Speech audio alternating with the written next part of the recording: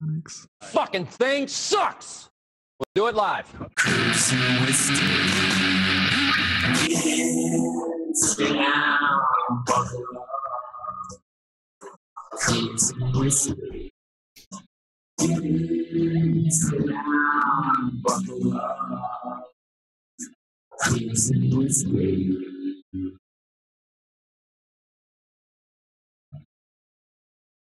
My calculations are correct. When this baby hits 88 miles per hour, you're going to see some serious shit. Welcome back to Cruise Mistake. Here we are. Tuesday night. Once again, episode 88. Hachi. Hachi. Ocho Ocho. Atto. Joined by my main man, James Cruz. Loves and kisses. Joined by Jerry Cthulhu. Thank you for having me. Licks and kisses. Licks and kisses. Joined by Mr. Felix Marty McFly Ortega. I hate manure. Okay, I see what you did there. Nasty. And also joined by Watcher. How's everyone going? Everything's I think you need like a prefix like the Watcher or The a Watcher. Watcher. The watch. I do call myself the Watcher on another podcast. Lay Watcher. We'll call you Watcher too. Watcher 2, the second coming. It said come. What did I tell you? 88 miles per hour! Time travel tonight, guys. Gotta love Doc Brown. Yeah, dude. Doc Brown. That's what it's all about. Oh, man. So, yeah, it was like last week, Watcher's like, hey, it's episode 88, right? Let's do some time travel shit. I'm like, let's do it. I said that. It was a consensus. Yes. So here we are. 88 in time travel. 88. So what's the significance of 88 miles per hour? I don't know. That's a good question. I mean, that probably would have been something cool to research. What? If, Watcher can tell us the esoteric meaning of 88. Yeah, I know. I was Well, we going can to say. do the esoteric meaning. 8 is, 8 represents the infinity, right? So it's looping back on itself. So that's why it represents time in some sense. Because of a toroid field, it's a cross section of a toroid field, 8. So when it goes through the center, it loops back around on a different timeline, and that can be considered like your timeline, or a Mobius strip, or the infinity, time being infinite and relative as well. Is a Mobius strip some kind of new pubic hair design? I know what it is. I'm kidding. That would be great. But it's 88 would just be both cross sections, in my opinion, of a toroid field, and that representing time and the movement through time through a toroid. All right. So besides that, it's a master number, isn't it? Or it has significance in Freemasonry. I know that. The number 8, yeah. No, 88. Oh, 88. We need Nate to tell us. It's a dozen away from 100. Oh, that's true. You're right. Isn't there also some sort of I read something, it's like an angel number or something they called it? That's what I was saying. It also has to do with the sun. So if you were to stand on a point on Earth and every day take a photo of the sun as it goes around at the same time every day, after 1 year, you would have the shape of an 8 in the sky. I just saw something about that today. True with T-Bone was in the chats. Okay, yeah. So that's your 88. You've got the time, calculators of time in the sky that we use, the sun and the moon. So they both make 8 over 1 month or a year. That's pretty sexy. It's pretty cool for not being real things to do that. That's just what the simulation programmed it to do, Jack. I know. It's crazy. To do a figure 8 in the sky. Fuck with these people. Speaking of Christopher Lloyd, the actor who is Doc Brown, in the Back to the Future trilogy. Right. Recently, when I was watching Christmas movies, I saw he was in a Christmas movie called Santa Buddies. And this might be like a spin-off of the Air Bud series. No, it's a new Tinder app for Christmas lovers. Santa Buddies.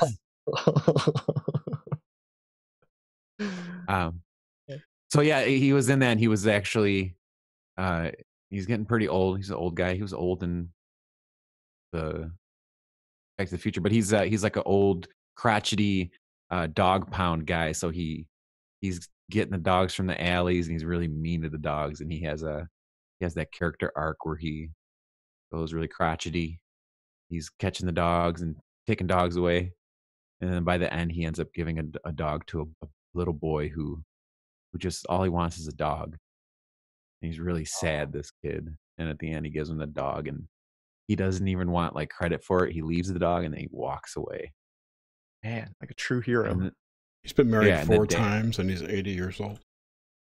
Yeah, I feel like Christopher Lloyd's one of those guys that just came out looking like an old man. looking like an old man forever. I remember him in one of the adaptations of like Tom Sawyer or Huckleberry Finn, and he was like a hobo, and he's like a real bad hobo living under a bridge, and there's a scene where he's like eating out of a can of beans on top of a little fire. He was real mean in that. Was he in Buckaroo Banzai? I don't know what that is. I think so. I think he was John Warfoot. I forget his name. There was John Big Boutte and John Yaya, and then John Warfuton or something like that. Oh no, that was what's his face? Fuck, Emilio Lizardo.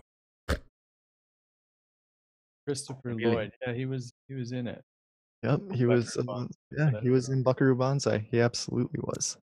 It was the dude from Third Rock from the Sun. It was John Lithgow. John Lithgow. Yeah. He was Lizardo. Jeff Goldblum was in that too. Buckaroo Banzai. Yeah, and watch this movie again. Yeah. Peter Weller. And Peter Weller. I forget the woman's name, but she was in Ellen Barkin. Ellen Barkin, thank you. Oh. Did you ever see that? Sorry, go ahead. Oh, he was in Who Framed Roger Rabbit. Yes, he was. All the time you pull my ears, Eddie. Man, Buckaroo Banzai. Ellen Barkin was in a good movie with, I forget the guy's Jimmy Smits, I think. Fucking Jimmy Smits. Yeah, and they switched bodies or something. It was, I can't remember shit tonight. It was by the guy who directed the Pink Panther movie. Yeah, Blake Edwards, thank you. Thank you, Head, for coming up with it. Yeah, Blake Edwards directed it. I forget what it was called, but it was a good movie. It was okay. Sweet. So, do you guys think time travel could actually be possible? There's a guy named Dr. David Anderson who's been all over the internet, and he claims that they have developed space or time travel technology. Not really time travel, but time changing, where they can age things or regress things within a certain small environment. Like they've got a bubble. This was said to have happened at the Brotherhood of the Bell. Do you know that story? The bell, like the Glocke bell? In Nazi Germany during World War II, there was this supposed rubber plant, that was taking more electricity than the city of Berlin. And during the Nuremberg trials, they found documents surrounding this plant, and there was no rubber coming out of it or anything, but they had these plans that were this bell-shaped ceramic with rotating magnets, right, with red mercury in the middle. Yeah, right. Yeah, it's a Nazi bell. It's the Glocke, it was called. That were causing time-space perturbations. Yeah, like time-space, old possibly, but also objects they would put in it would age rapidly. And then there was a ton of activity seen around this town, like weird things in the sky, all that. And then it disappeared, right, with 2 people in it. And the back end of that story is, I think it was Kecksburg, wherever the Pennsylvania or Ohio, Kecksburg somewhere had a UFO crash that was oddly bell-shaped, and the Army took it away. And the crazy people who make up stories about news like that said that there were 2 Nazis in there, that they came from the past and they time traveled forward. And That's cool. I don't know. Yeah, is it possible? I'm not sure. I, But I don't know if it's actually. I mean, it seems like time. Like I don't think you could actually put in a date or something because I feel like all that stuff is just like a human construct, like adding dates to time. So it's almost like time exists. Time's a thing, or is it? Like we're going through it, but the only way that we know there's a past or a future or anything is our consciousness that tells us that. So, but it's not like you could like point to a calendar and say that's a real thing, or it's fucked up. it's not a real thing. The Gregorians made it up. Yeah, like I was just looking at some stuff. So if you were to time travel, essentially traveling forward in time relative to Earth, Earth time, it would definitely be possible. Is if you approach closer to the speed of light, the time gap increases. So if you reach the speed of light, you can travel literally from any point in the universe to another 0 point time. So like we were just saying, there's no time. Time is just made up. So you could, meaning you could fast forward a few billion years in that case if you think life's boring now. So yeah, it's a 0 point time frame. Like I was having this thought about if there are like splinters in reality, say like you make a choice, is the possibility of all choices happening at once is kind of interesting to me. And do they split realities? Are you like, will it create another possible reality with that scenario playing out? All I know is if this is a simulation, and as a programmer, that would be a nightmare to code. Totally. I agree. I went to bed. Oh, I was going to say, I went to bed a couple nights ago, just random thoughts in my head. And I was thinking about sort of time travel, just thinking about 30 years down the line when I'll be like 60 years old. And it just popped in my head, and it like almost kind of made my stomach drop. You got hit with how old will you be when your kid's 21? When he's 21, I'll be like 52 or 50. That's what you want to focus. Yeah. But and then I did the jump back, just thinking back 10 years when I was 24, and then the 10 years before that, and I have all these just like very vivid memories of this. I can almost feel like I'm there when I'm 14. And I can almost feel like I'm there when I'm 24, and now I'm 34. You just time traveled. That's the thing, though. I mean, those points exist in your memory, but are they actual points that we go back to?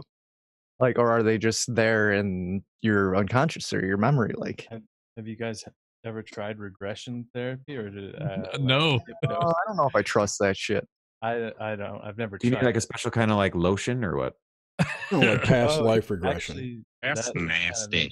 That's like a Montauk project. They use lotions. I just watched the new episode of it was the Betty Barney Hill case, that Project Blue Book, and when they did regression therapy on they actually, their names in it weren't Betty or Barney either, but that's what that particular case was about. Yeah, and they did a little regression on the guy and said he felt something get implanted in his neck. But oh man, regression therapy would be heavy if it worked. It started bringing out all these. What if it would bring out past lives crap? Maybe that's what like really throws people off. Well, are there even past lives? Do they exist? Are they simultaneous? Yeah, like you were just saying, Watcher. Like if everything is happening, and or well, if it's happening in every feasible outcome, or and how do you tap into that one point in time? Like I know, like I was talking with Jerry and stuff, all these shows we're watching, like the Arrow. I started Legends now, and that's all time I've travel. got that dude. written down to talk about. Yeah, that whole Yeah, show and is like time travel. in the Arrow, there's an alternate universe in it, which they keep in the newest season. There are infinite alternate universes. Infinite alternate universe. Yeah, same with the Flash, right? So it's like it's just unbelievable. Earth like 92, Earth 38. Yeah. So they're all happening at one time, and then if you pop into one of those realities, I don't, it's weird, and they do interact with themselves because the way they consider time, it's not like set in stone. It's weird, and that's a problem I have with the show because if you watch Legends, if you watch The Flash, they pretty much state outright that if you go back and change stuff, you are on a new timeline when you come back. Like, yeah, and they're like, no, if the universe wants an outcome to be, it'll gravitate towards one way. Which and Legends of Tomorrow, though, they only work on one timeline. Right. And that's the only thing that gets, so when they change something in the past, the one that they were on is the one that gets affected. So that's kind of a disconnect between the two shows, but they're very cool. Yeah. But as far as like were you saying where it splits off, and then how do you make, I don't know what makes that change, what makes one, I guess I wonder if it's always like that, playing the video game, your character dies, and then next time you're not going to go left, and you're going to go right because you went left and you got hit by a truck or whatever. Yeah, it could be like electricity finding the shortest path to the that makes sense. I like right? that. So it breaks up into so many different pieces, but most of them never make it to the end. And then I think if everybody's experiencing like life, let's say consciousness.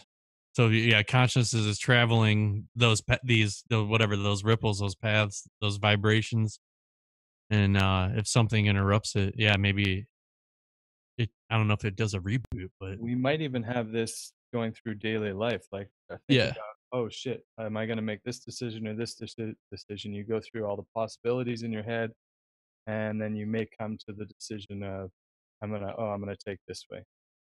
In that way, if there is something that can encompass all human minds and some greater mind, it may be able to see these possibilities and play them out within its head, which could be our reality. So we're just a possibility playing out, not really taking place, but playing out. Absolutely. A potential. So we're just a vessel, or our bodies are just a vessel of traveling through space-time. I really think that like time is illusory in a way, because if everything is, if there's no time, right, we need a way to experience it. So wherever we focus our consciousness, that spot is like, it slows time down enough for us to experience it. Totally. Like a pool of water. It just goes through and boom, it slows down. Hey, check that out. But that brings up the question, if there's no time, then I was just having this conversation in chat. If there's no time, then everything's already happened. Yeah. Yeah, we're just kind of existing in this predetermined thing that's going on. You're just picking it up. I don't see how it can be any other way, but if time's not real.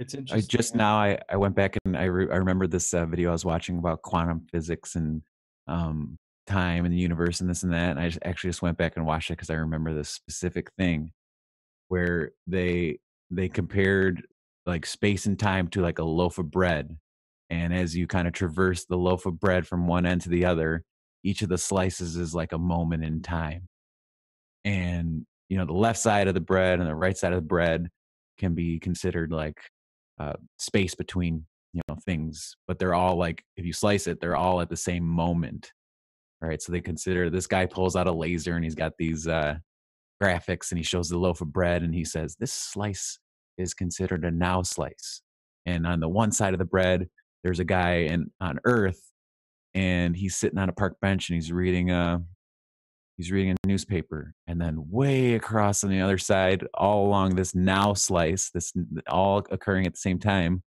way across the slice, and we're going I'm trying to think in reference to it would be like 88 years. Well, no, he keeps it all in time, and then as you understand, one end to the other end is like how time moves forward. Yeah. So he says on one side of the bread, the guy's on the park bench, and then let's say way across the universe, there's an alien, and he's just hanging out, and they're occurring at the same time, and they have a now slice, and they match up. But if the alien starts driving directly away from the guy on the park bench, his speed going away from the guy changes how time kind of works. So his now slice is like relative, like it's just a small angle where he's at, where the alien is, and that like expands a ton as it goes back towards where the guy on the park bench is. So that little tiny angle is considered his now slice, and how the alien relatively thinks of the guy on the park bench.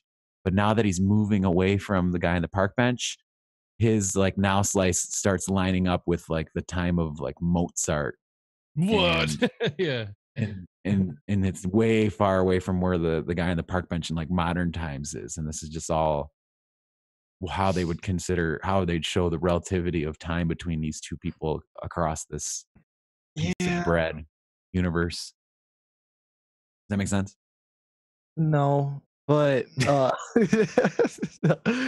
it's I understand it, but I don't know. I think that's just a lot of theoretical shit. Like, do you want to hear it? I got him explaining it on the YouTube. Nah, that's all right. I got your gist, but the graphics are really good. It's all lies though. So the loaf, the entire loaf basically is all of time. History. All of history, okay. Yeah. So just like slight variations can cause drastic changes, almost. But here, I'm trying to think of how I'd explain like in space where they are on this bread. So here, you can see me at this bread, long wise like this. And you can rotate this along. Okay. And then over here. What type of bread is it? It's like 12 grain. 12 grain, okay. On the other side over here is alien, then guy on park bench, and then as they go forward, they're going ticking away at the same time. If they're kind of just standing still, they have to be standing still. But the moment that the alien starts biking directly away from him is when that now slice starts skewing way far, and then the way that the alien thinks about time and how they line up is like time of Mozart. So it's cut on an angle? Or is he's getting an angle now slice instead of a straight up down now slice? So his slice encompasses more time. More of history. Yeah, more history. Interesting. Get there. I'll just put the link in the. It's cool. Okay. It's like 3 minutes 46 seconds into it. Maybe just play it. You got to hear it. All right, drop the link. Just play it. And I gave you a good little timestamp. 3:50 or no, 3 minutes and 30 seconds. I always like the time dilation stuff. Like you kind of like Interstellar. You know, you're traveling so far, then you have to come back, and then so like if you had a twin brother or sister or whatever, and you left on let's say you became an astronaut and you were traveling to some distant time and space or whatever, and then you came close to the speed of light, and then you had to come back, and you didn't make any stops along the way, and say it took you like 4 years or something like that, and then when you got home, your twin would you would almost you would find your twin almost 8 years older within the forest, so it's like doubled. That also reminds me of because I remember seeing this something. It had something to do with perception in time, and I think they had people drop with bungee cords, and they would have them with a stopwatch in their hand, and they'd click it when they thought, I don't know what they were telling them when to click it, but the people who I don't know, if they dropped at a certain rate, they'd click it at a certain point or something or other, how time was relative. And they had a study where these guys were bungee jumping. And I don't know the exact like results of it, but I'll look into it. And I'll get back. Picture them as lying on a single slice of space-time. Let's call it... This is Brian Greene. Common sense would say that you and I and everyone else will agree on what's happening or what exists right now, moment after moment after moment. That is, we would all agree on what lies on a given now slice. But Einstein showed that, strangely, when you take motion into account, this common sense picture of time goes out the window. Bye-bye. See what I mean?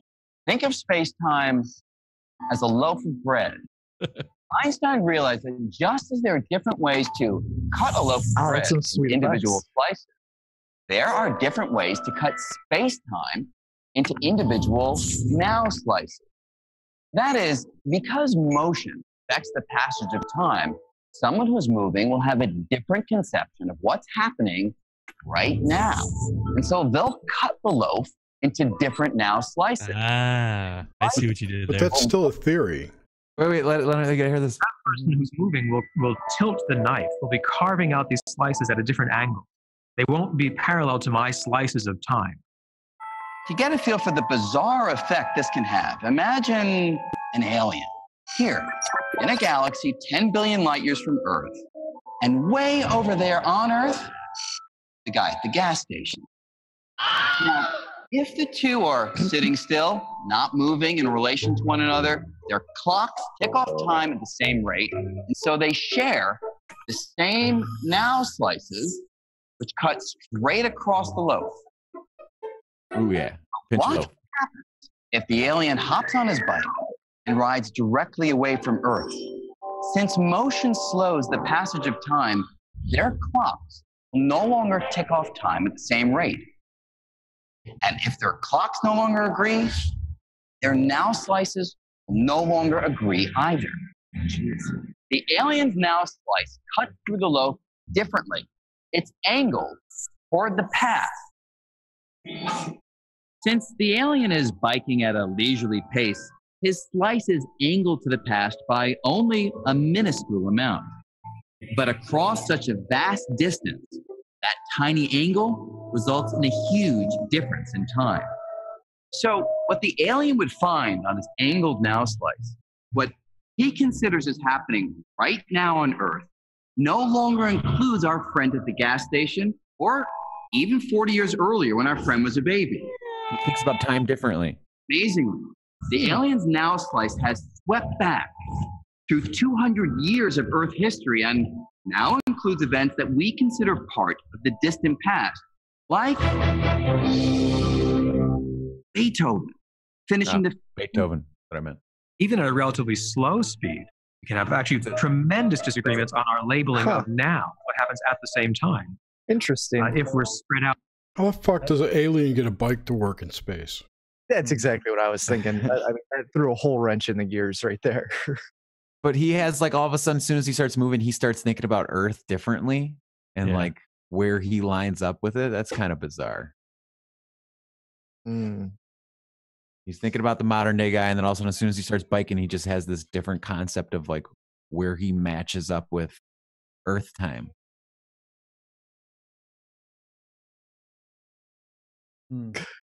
I like the loaf of bread thing.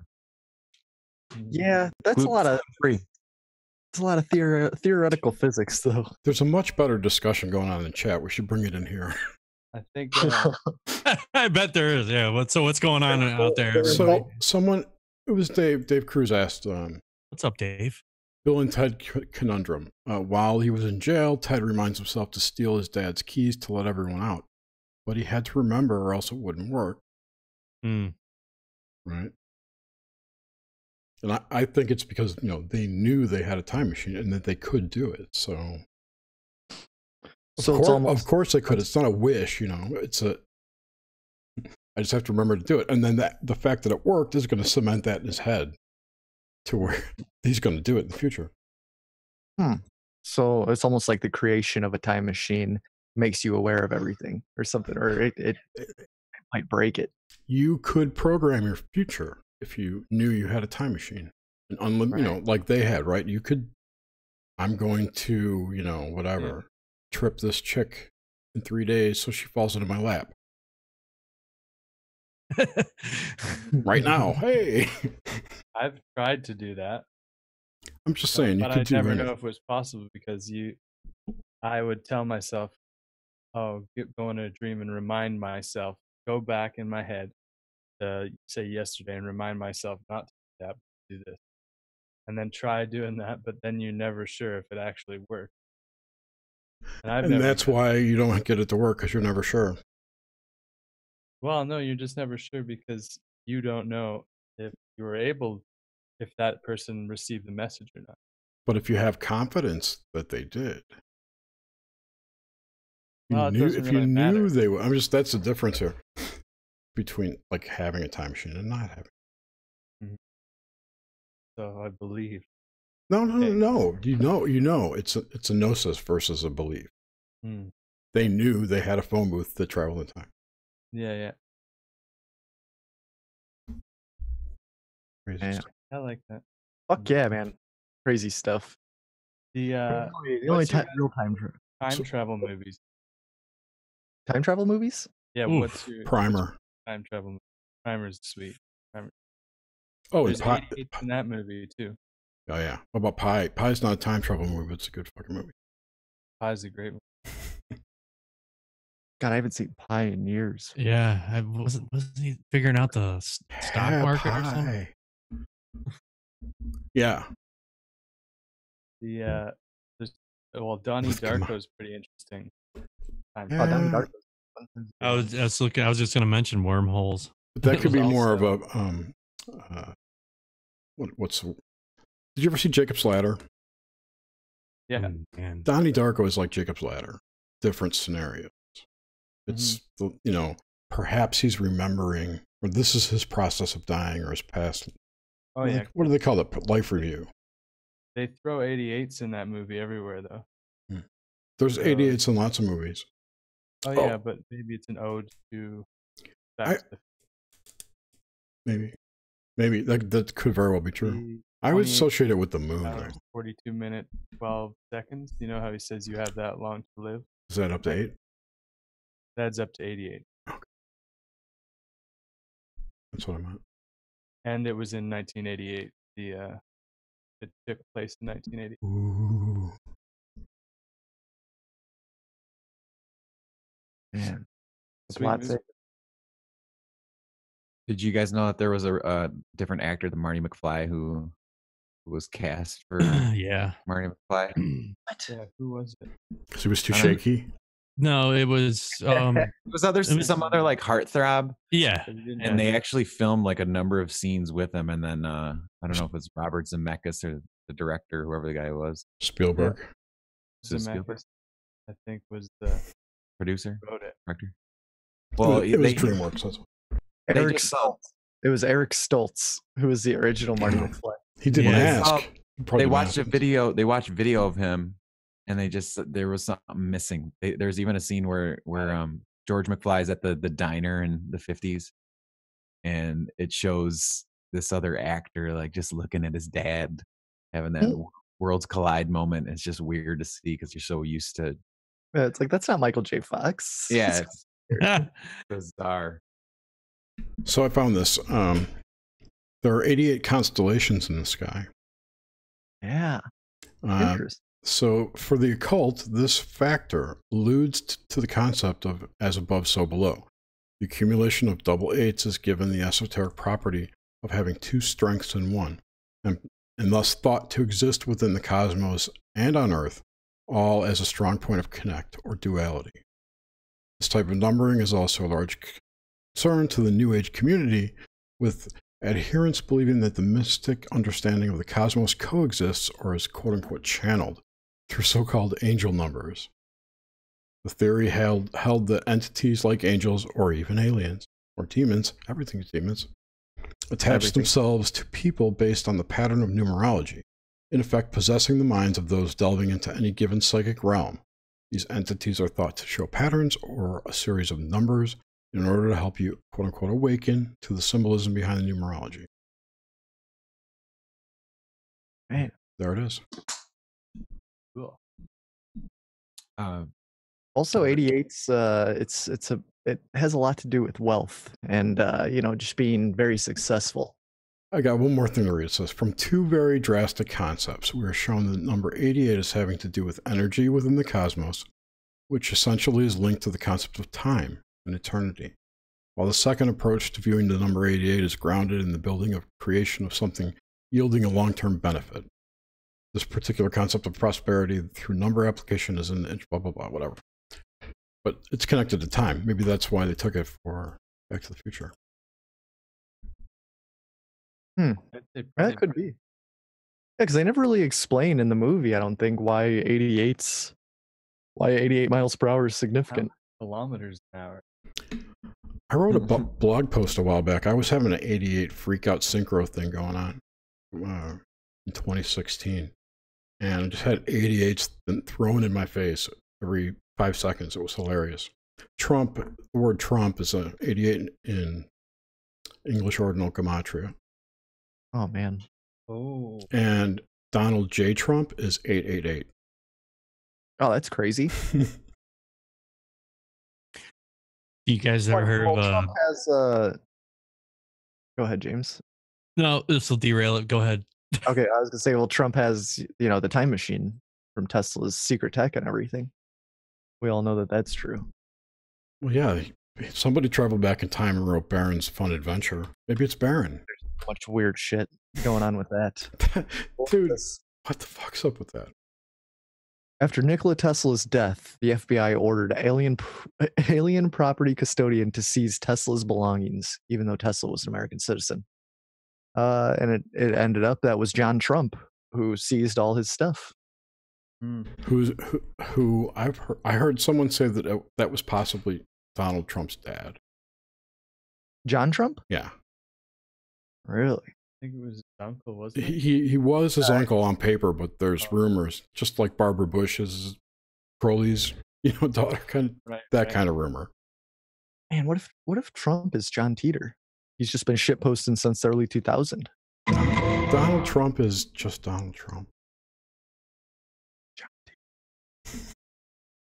What was he looking for again? Like an old computer? It was a computer chip from an IBM, not a 370. I forget the model number. His story was actually sound. Yeah. In Linux and Unix, the clocks always start when you reset the computer with no battery. It goes to January 1st, 1970 at midnight. That is the epoch. It's zero. It's time zero. Time is counted in seconds by the operating system. And whenever you ask it for time, it will give you the number of seconds since that point from January 1st, 1970. So that's going to run out of space to keep ticking up in, I think it's 2039. And so everything will crash if it's not fixed. It's another Y2K, but different. Anyway, the Teeter story was that they needed a chip out of this computer because it could decode the type of code that was in their computers in the future, but nobody knew the language or anything. The IBM 5100. Thank you. Here's how he described, or he made a post back in the early 2000s. So it was 2000, 2001 when he was doing all these postings. He described his time machine, and he said it has 2 magnetic housing units for dual microsingularity, an electron injection manifold to alter mass and gravity of the microsingularities, a cooling and X-ray venting system, gravity sensors, 4 main cesium clocks, and 3 main computer units. All packed into what looks like a pickup truck, right? Inside of in the rear of a 1967 Chevy Corvette convertible. And later, he mentioned a 1987 truck having 4-wheel drive. I know he drew a picture of it or had some plans that he put out too. I've seen those. Dude, I mean, it's interesting. Because didn't he predict CERN and shit? Or was that just from He predicted stuff as good as QAnon predicts stuff. Oh, Mike says 88 is also the year that John Dee and Ed Kelly thought the world would end. I don't know, 88 what? 1588? 1688. No, 1788. 1788? 17. I don't know. It's Victorian, right? 17. I'm looking up the reasoning for the 88 miles per hour, and a couple people mentioned that for like dramatic effect on a LED display, that when it's all lit up, it's pretty much every single possible marking on an LED display for 88. And that also cars at the time, 85 was kind of like the max that showed up on the speedometer, and that 88 was like over the top. Mm-hmm.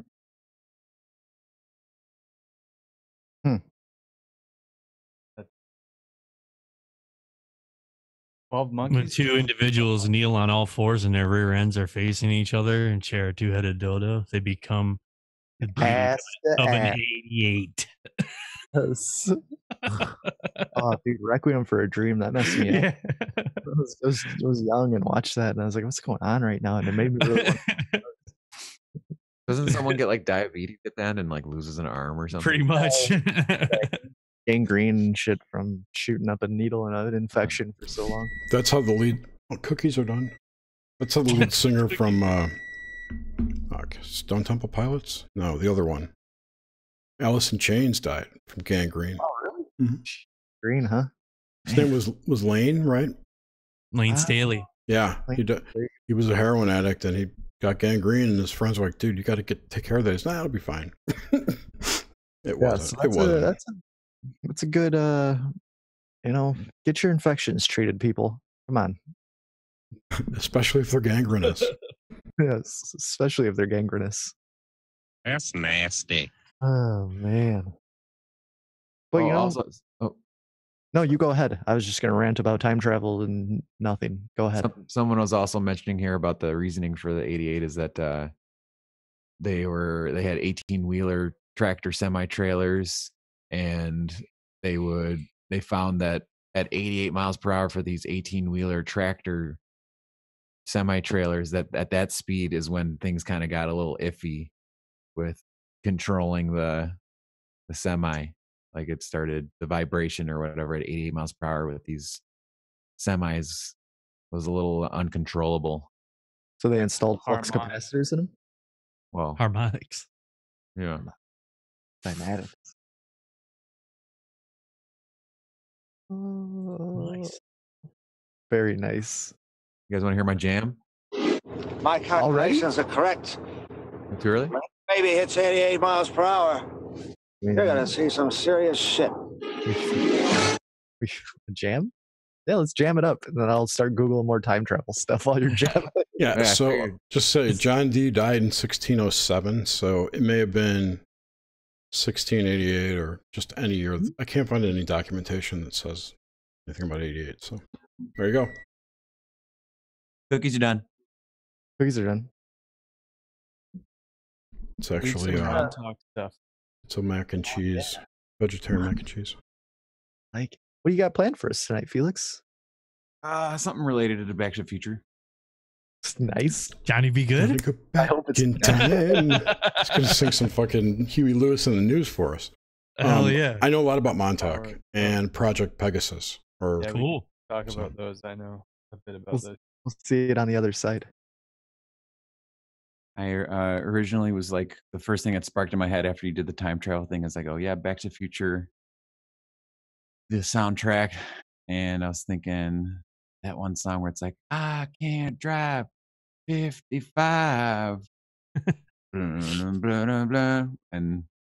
the riff's actually kind of, it's like power chords. It would be a little too complicated to pull off with the acoustic guitar and not practicing a lot. Is that, who sings that again? I can't drive 55.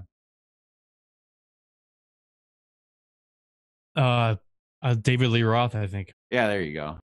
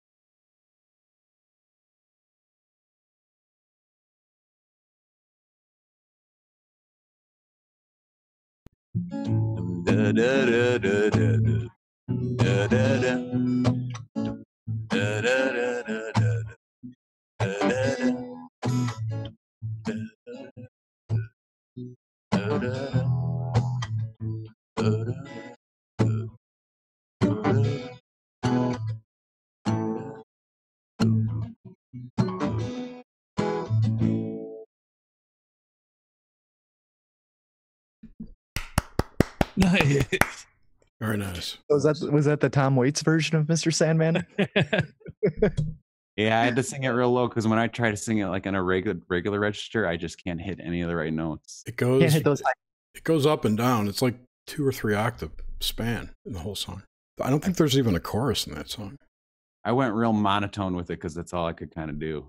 Oh, I also want to make a point that we triggered Nish. Apparently, I Don't Drive 55 was Sammy Hagar and not. Yeah, of course it was Sammy Hagar. It wasn't David Lee Roth. I thought it was, yeah, my bad. It was Hagar before he joined Van Halen. I meant to say Van Halen. Yeah, but yeah, it would have been way before that. Yeah, I meant for you to say that. All I know is I wish I had a magic beam. Yeah, that's like the best part of the song. Because the girls do like this like part after he says, "Turn on your magic beam," and then they go, "Wah!" And it sounds like they do like this vocal thing that really just like hits you. So I fucked up the stream. Yeah, I got Nish DMing me. I'm like, I don't do the YouTube. I'm like, I just logged on there. So yeah. I switched audio sources on Zoom so I could listen while I was getting my food. That did it. I did it. Remind me not to do that again. How are those cookies? Hey, you know what? You'll just have to listen to the podcast tomorrow. Yeah, just download it. Download it up. And boom goes the dynamite. It's at what's this about Montauk, guys? Montauk? 49 minutes in. Montauk. You're talking about that pre-song. Montauk and something else? Philadelphia? My food wasn't ready for this one.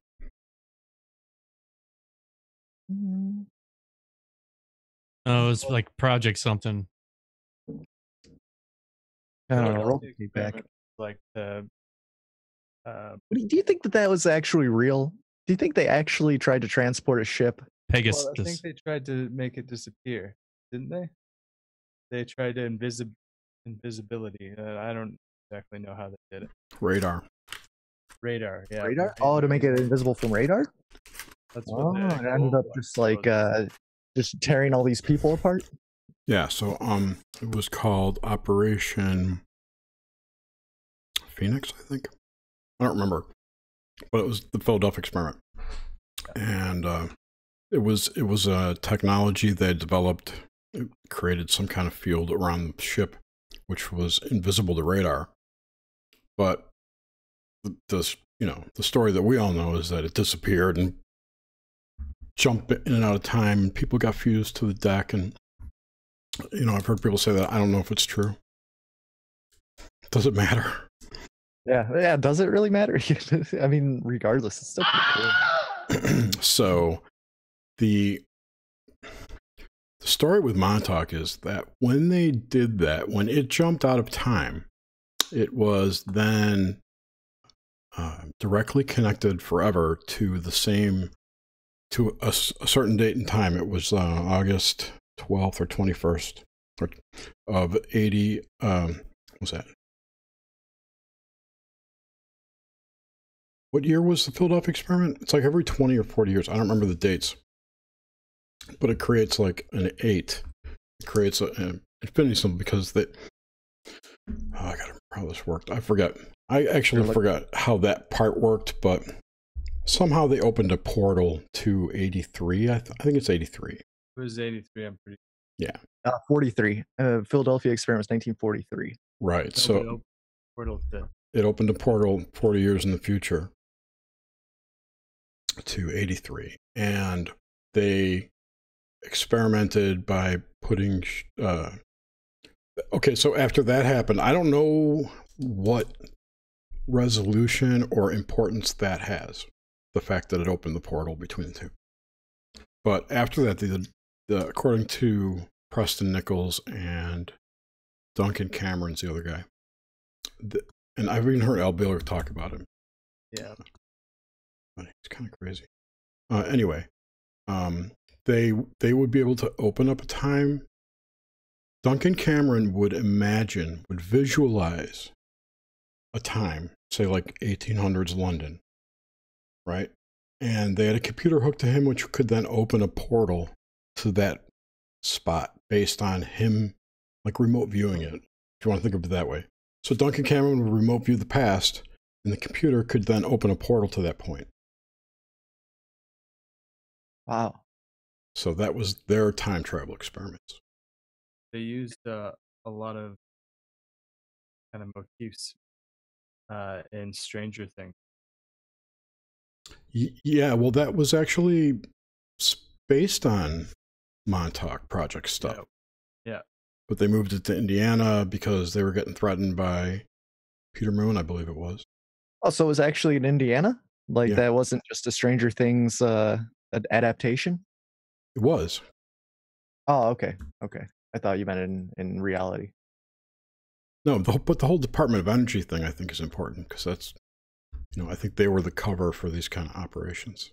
And plus Montauk was beneath Fort Bragg or Fort Ham, I forget the name of it. Fort Bravo, I think. Fort Hero? Hero or Bravo? Yeah, Fort Hero. So they had, and there's also stories of that having aliens like reptilians and greys that they worked with, actual underground in the, I forgot how many levels it had, multiple levels of underground base. And then Montauk was kind of at the top, and they had underground army base beneath it. Plus, it was connected to Brookhaven. Was it one of his missions to go back and get the blood of Christ somehow? Take the, I don't remember that one. Dagger from the Spear of Destiny. Yeah, Spear of Destiny. Try to find it, collect the blood. It's funny how that shows up so often as the villains always want it, Yeah. So yeah, that's Preston Nichols died last year or the year before. Recently, he died recently. Oh. And the stuff he put out before he died is more legit than his previous stuff, I would say. But I don't know. This might be totally random, but I somehow stumbled across the Muppets, like Muppet, the Muppets. I know the Muppets. And found a little article about all the times that they mentioned time travel or depicted time travel in the Muppets. Oh yeah, I'm sure. Want to hear that? Yeah, sure. Let's do it. I think Pigs in Space had time travel. For some reason, I got to thinking about like Fraggle Rock, and I was thinking, did Fraggle Rock have something to do with time travel or something? I had some vague idea of it having to do with time travel. And then I stumbled upon this. So time travel is the concept of moving objects forward or backward in time. It has been used as a plot device, yada, yada, yada, yada, yada. And these are the physical time displacement moments in Jim Henson's Muppet history. Singing about places he'd like to go in I Don't Want to Live on the Moon, Ernie declares that he'd like to go back in time and meet a dinosaur. In The Muppet Show, episode 519, Chris Langham uses a device that moves him backwards in time, while the outside viewer perceives time as moving forward. One of the Muppets Lab's first attempts at building a time machine was depicted in the 1981 book Kermit and Cleopatra. Cleopatra book. Oh, Cleopatra. That's a good. I like that. Stored in a broom closet, Kermit and Beauregard stumble upon the device and find themselves transported back to ancient Egypt, where they meet Cleopatra. Back in the present, Robin and Scooter are able to observe their friends in the past by way of the history books and ultimately succeed in bringing the travelers home. That's pretty interesting. That's like pretty mind-blowing for Muppets. They see him moving through the history books. On Sesame Street, Kermit the Frog often reported from famous points in history, such as the Boston Tea Party, the site of George Washington's cherry trees, the maiden voyage of Christopher Columbus, and various others. When Mogi, Wembley, and Boober reenact an ancient ceremony in the sacred cave in Moki, then and now, they are mysteriously transported back to the past to an era of bald Fraggles who never laugh. Hey, this is where I'm maybe thinking about it. Fraggles. Yeah, that's your Fraggle Rock. Yep. Weird. The Well, they don't framing. laugh. I like to keep my Fraggles bald. Yeah, that's naturally. The framing portion of the episode involves Doc tricking Sprocket into believing he's traveled into the future by way of a time machine he's built for Mrs. Peely Wally's class play. There's a couple more here. Gonzo time travels with Chris Young in the winter 1989 issue of Muppet Magazine. In issue number 7 on the Muppet Babies comic book, Baby Bunsen crafts a beanie for Baby Fozzie that enables him to go back and meet some of his ancestors. Oh, Dude, what is I he? used to love Muppet Babies. He makes That's a beanie for him. Time traveling beanie. His travels include a visit in 1850, 19th century France, to ancient Rome, the legendary Camelot, and prehistoric times. You said you used to love Muppet Babies? Oh, dude, Muppet Babies was great. That was one of my go-to cartoons. Oh, hey, this is interesting. The Muppet Babies episode called Back to the Nursery features the babies traveling back to Nanny's past in order to retake a picture from her youth that they'd ruined. Their mode of travel is a DeLorean inspired by the events in Back to the Future. You remember that? Oh, wait, yeah, I do. I do remember the DeLorean, yeah. Weird. Another one. Unable to stand the wait for a playset to arrive at the nursery in 6 to 8 weeks, baby Gonzo runs around in circles fast enough to create a blue hole. Black holes are too scary for kids. Transporting himself and baby pig into the future. A blue hole. Here's another.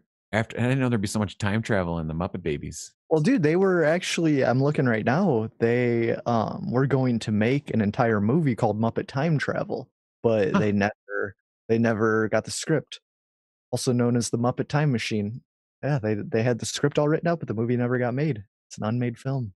We gotta get a petition going here to get them to make it. Yeah, maybe. All you Steaketeers out there. Yeah, you Muppet heads. All you Muppet heads. Maybe I'll read a couple more of these, but there's a lot of them. Okay, after discovering what a typewriter is used for, Baby Gonzo creates a character inspired by Sam Spade for his novel in the Muppet Babies episode, Romancing the Weirdo. Realizing that he needs to bring his lead characters together for the ending, his character uses a time machine to travel back to where he left her in chapter 4.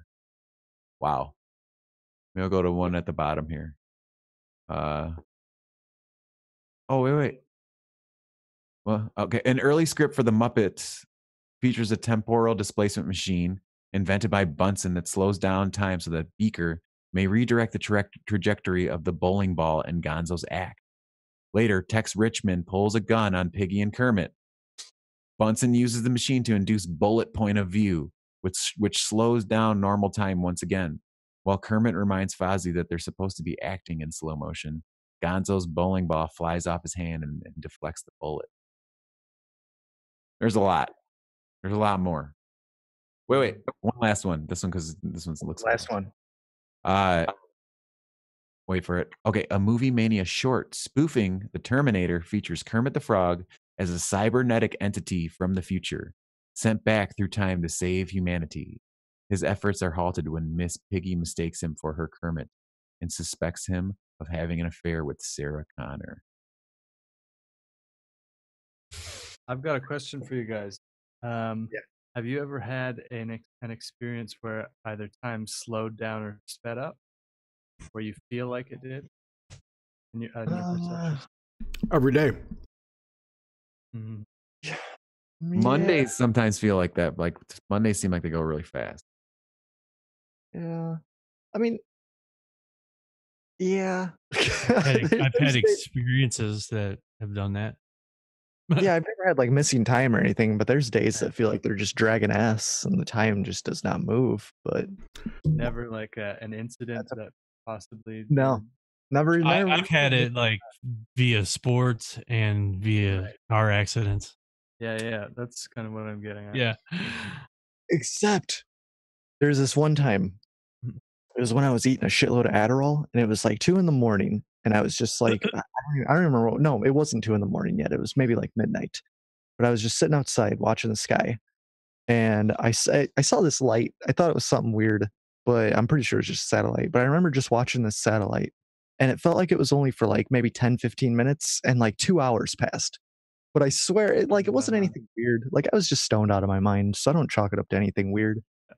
But yeah, man, that was kind of weird because I was like, what the hell's going on? But then I was like, I was also just whacked out on Adderall and just I was fucked up. Mm-hmm. But yeah, that was kind of weird.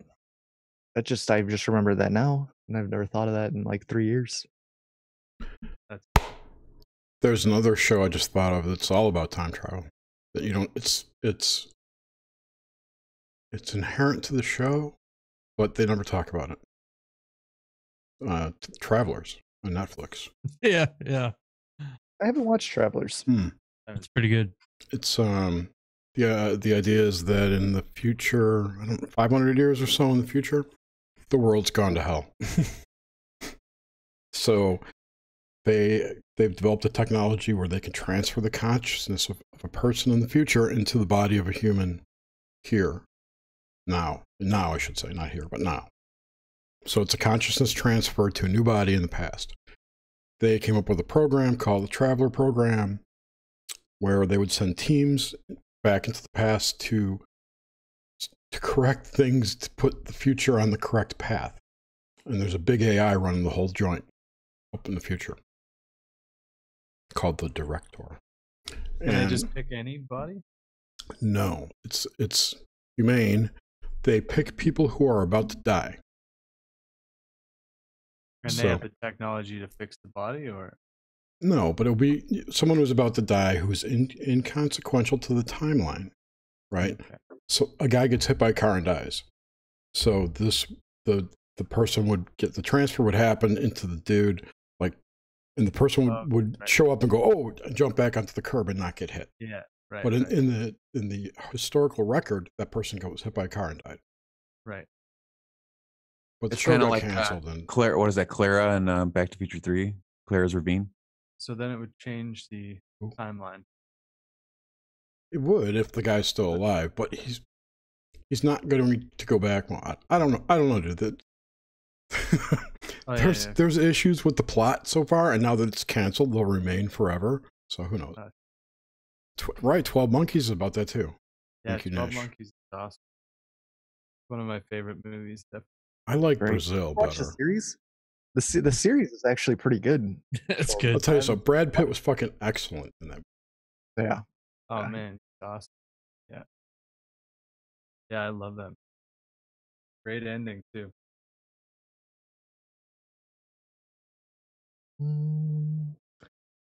What about Superman? How does he time travel? Yeah, he just flies backwards. Flies around the world. Yeah, I mean that makes the most sense. Faster than light. So who started Legends of Tomorrow? Who said that? DC. Was it you, James? I'm almost done. Maybe, I don't know, unless they're like 20 episodes long or something. There's 20. They have full seasons, like 23. Yeah, so I'm probably at like. But you're watching it, right? Yeah, I'm at like 14 in or something. So this villain from Arrow shows up and kind of becomes a regular for a while. His name's Damien Dark. Damien Dark, yeah. He's hilarious. The dude is fucking hilarious. That's like the comedy of the show is off the villain. Yeah, he's the guy in Project Blue Book too. He's the one of the generals or whatever. Still gotta watch that. Is that a fictional series or a documentary?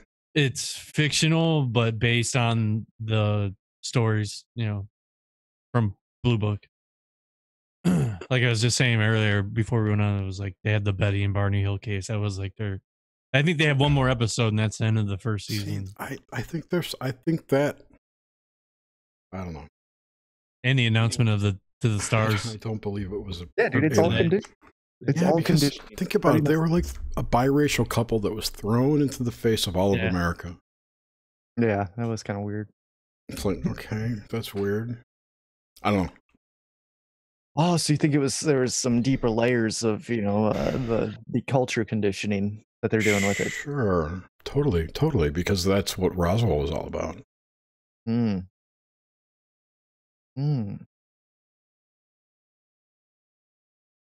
Wait, what do you mean that's what Roswell was all about? Programming, alien programming. Yeah. Well, that was that whole 1947. The whole year we were programmed. Yes. With the blood moon, the super blood moon in January. Yeah, dude. 40s was the decade of programming. It rewrote all of history. It was crazy when you watch that show because how much stuff was coming out. Like it was just week to week to week. There was like one story they're doing the dude, there were so many. There like different lights in different areas of the country to the what the hell's the couple monster stories. There's a bunch of them, but I mean, they had their map out, and it was just covered all over the U.S. of UFO stuff and crazy sightings, and then they intertwine it with the Men in Black and just this alien agenda. It's really I mean, a lot of it's probably obviously made up, but they're all based off of Hynek's work. The stories are. Hynek.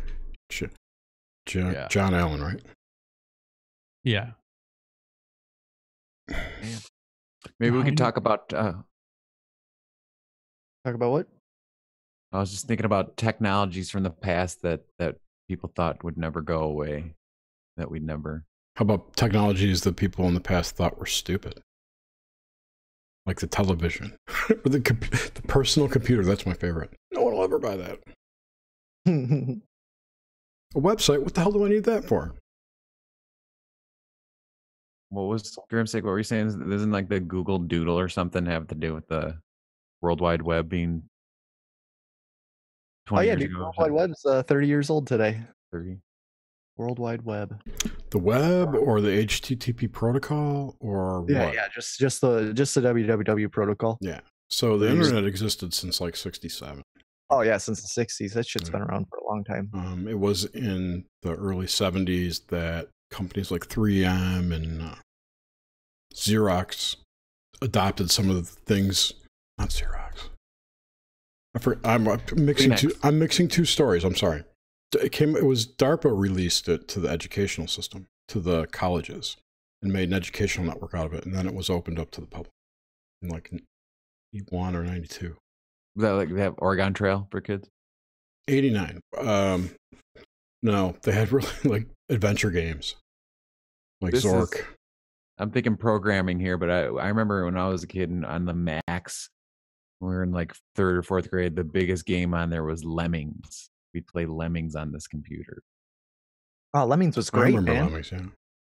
And guys, you have to get the different ones with like umbrellas to go slow, and then the diggers. What was the idea? Just get them all into the door, like out the portal, instead of falling off the edges? Yeah. Yeah, Lemmings was awesome. Then they had Worms. It was the same company, I think. Your dog? No. There was a game like just like Lemmings called Worms. Yeah, Worms is fun. That sounds made up. Nope. And then there was Worms Armageddon. That was a newer one. Yeah, I never played much Worms. The Lemmings, I got down with that. Or you remember like Lost Vikings and shit for Sega Nintendo? God damn it. Had one of those. I sound like an old man now. Gonna watch something on the Netflix tonight? On the Netflix, yeah. I prophesied kind of like internet gaming. I remember being like, my friend had like a Sega Genesis, and I remember like, it'd be kind of cool if they somehow hooked up like your TV wire and you could play games like on like out in the world. And there was something called Sega Channel, and this wasn't like internet. It was more like I feel like your cable provider. Through your cable provider, I think you got this Sega Channel, and you could like hook up the games. You guys remember that at all? Remember this at all? Sega Channel? Yeah, I don't remember Sega Channel. Anybody in the chats remember Sega Channel? Sega Channel. I do. Sega Genie. Oh, dude, the game Genie? The game. Yeah, the Game Genie. Dude, Game Genie was sick. What was awesome was that you could make your Sega Genesis like 1.5 feet tall by taking a Game Genie, and then you like Sonic and Knuckles, and then you could plug Sonic 2 into that, and you could play Knuckles on Sonic 2 with cheat codes, and you had like 3 cartridges just stacked out of this Sega. Pretty awesome. Listen to this. It wasn't even like internet based. It was cable based. So Sega Channel was an online game service developed by Sega for the Genesis video game console. Serving as a content delivery system, launching in December 1994, Sega Channel was provided to the public by TCI and Time Warner Cable through cable television services by way of coaxial cable. It was a pay-to-play service through which customers could access Genesis games online, play game demos, and get cheat codes. Lasting until July 31st, 1998, Sega Channel operated 3 years after the release of Sega's next generation console, the Sega Saturn. Though criticized for its poorly timed launch and high subscription fee, Sega Channel has been praised for its innovation in downloadable content and an impact on online services for video games. And I feel like I prophesied it with a friend of mine who had it. I was like, that'd be so cool if you could somehow hook up your cable and get access games like that. And then he ended up getting Sega Channel now, but like a couple months or a year later or something. Sega Channel. Yeah, this is crazy, man. I don't remember this at all. So weird. Mandela effect? No, because Mandela effect would be me remembering it, but then remembering like the Super Nintendo channel or something, remembering it differently. It just seems so kind of like, seems so different because there's more of like input output kind of thing going on. I'm trying to think how it would be like delivered in a cable and somehow be able to play it, like hook it up to your game console. Talking about playing like shitty old games. Yeah, like where do you get the just like download to your? Yeah, I've got a 6 gigabyte file full of ROMs. Emulator? But was that how coaxial cables works? Is it like actually deliver? No, it's analog. So then how? Well, it was then. I'm just wondering how the gameplay comes in. That like, where do you get that like feedback? I don't know.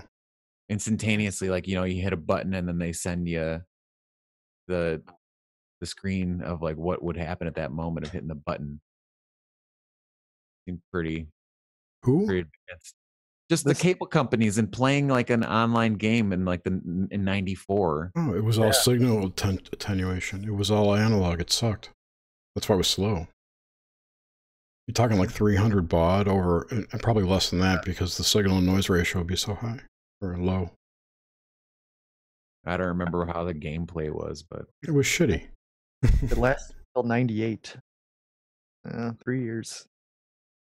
You guys remember the slugs that you could put in for your cable? Like if you wanted like HBO and like Disney Channel and shit? Because Disney Channel used to be like this premium package.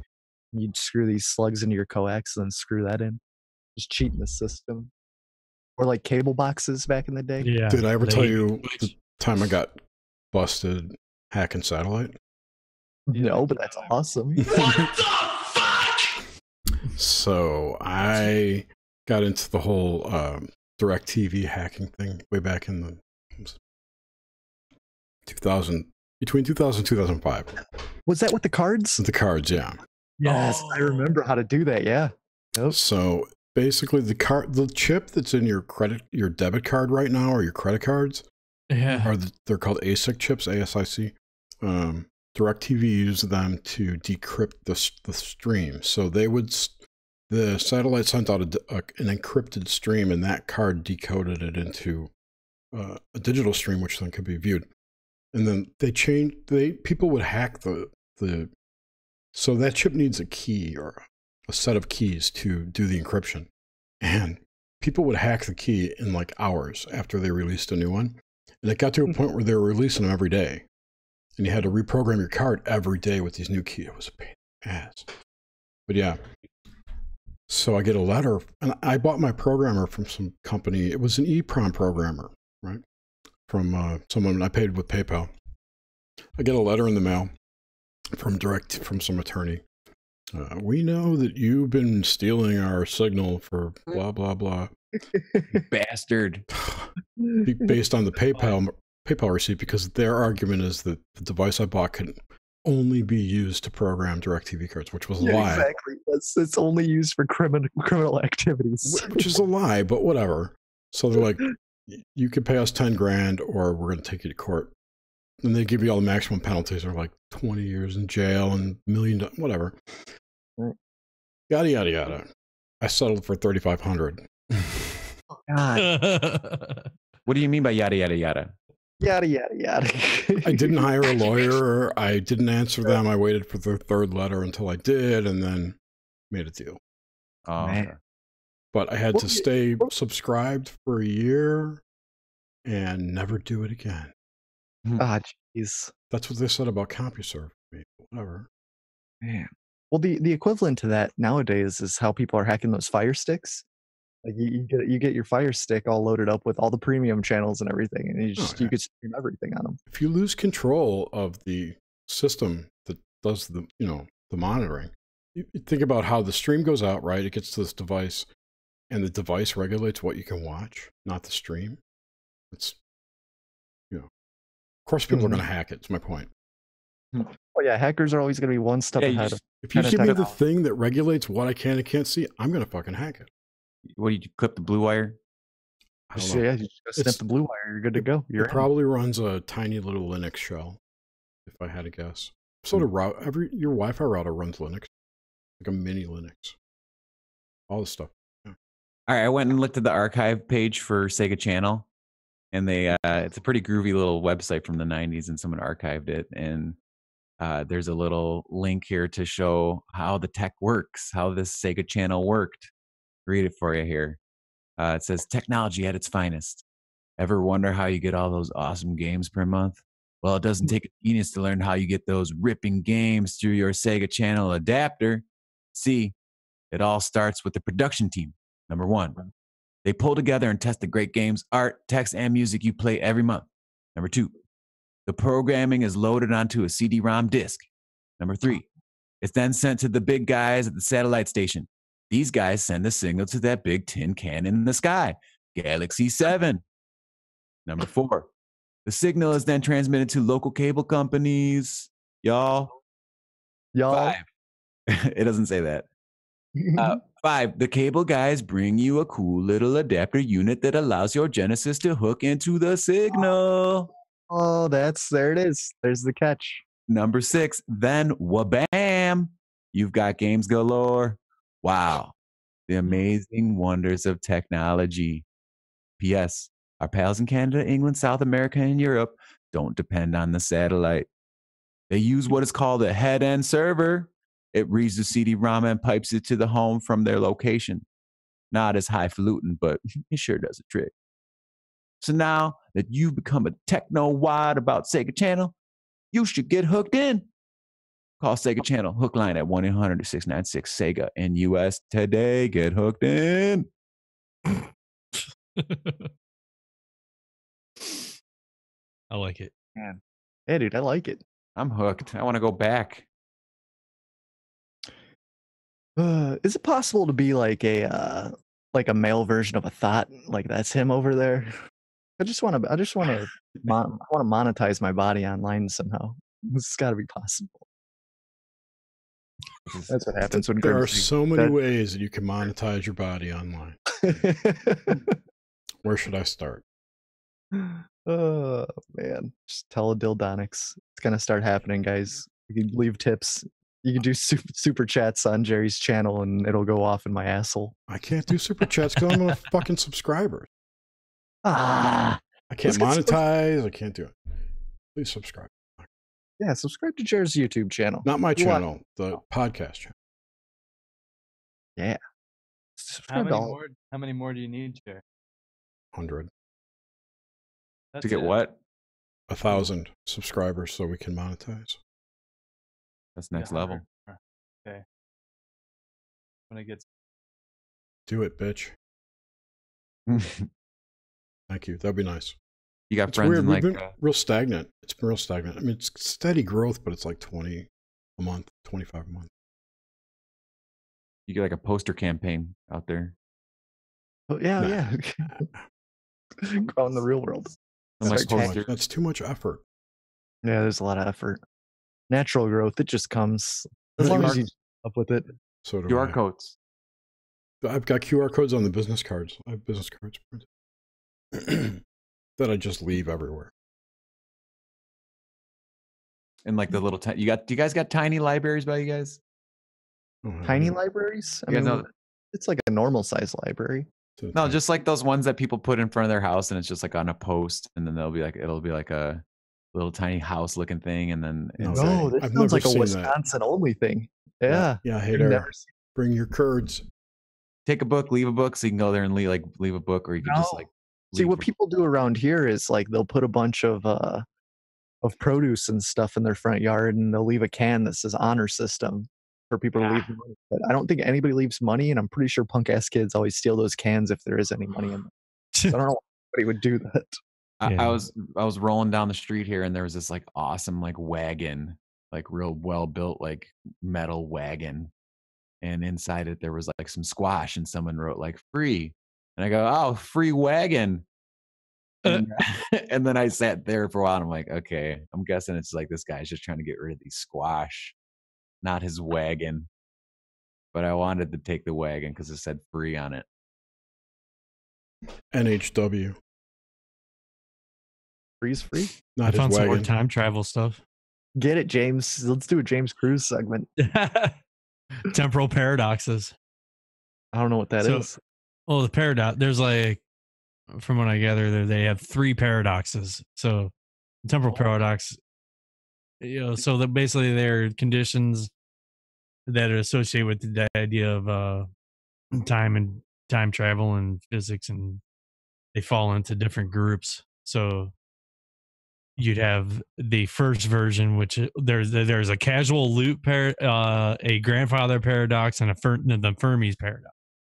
So the causal loop paradox of time travel occurs when the future event is the cause of a past event, which in turn is the case of the future event. Both events then exist in space-time. It's Bill and Ted. That's Biff. Yeah. Going back with the almanac. Yeah. So, but the origin cannot be determined. So that becomes like that Looper. Remember that movie? With the Rainmaker. The Rainmaker. Yeah. Yeah. I like that kid. Hey, yeah. Also, that Tom Cruise flick. Was it The Day, or what was it? Redemption Day. Not Redemption Day. Oblivion. No. Oblivion. No. Well, no. Top Gun. Live, Die, Repeat. Yeah. Whatever that one was. Edge of Tomorrow. Edge of Tomorrow. There you go. Oblivion was kind of like. No, it wasn't. That was clones. Yeah, so a causal loop may involve an event, a person, an object, or information.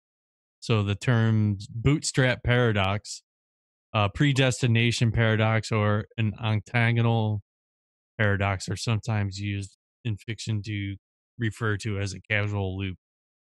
Then you have the grandfather paradox. So that one would be...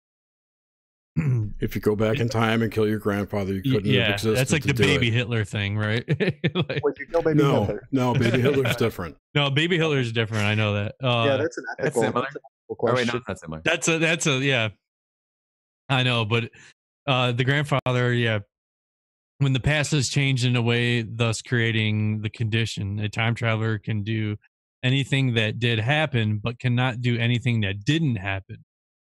Doing the same thing or doing something that didn't happen results in a contradiction. Consistency paradox occurs when changing the past is possible.